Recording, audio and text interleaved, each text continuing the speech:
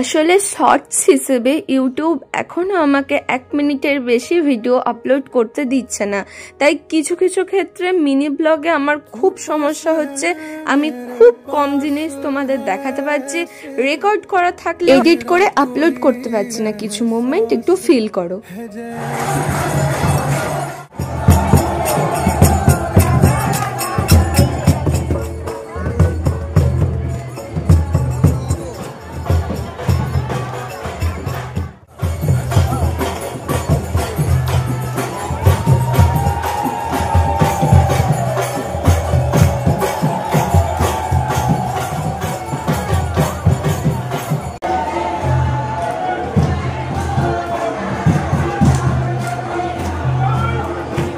যা আমরা চাক্ষুষ করেছি তা কাটাকুটি করে ভিডিওতে দেখানো খুব অসম্ভব। কোনো মতে দেখালাম, পরের পার্ট খুব তাড়াতাড়ি আসছে।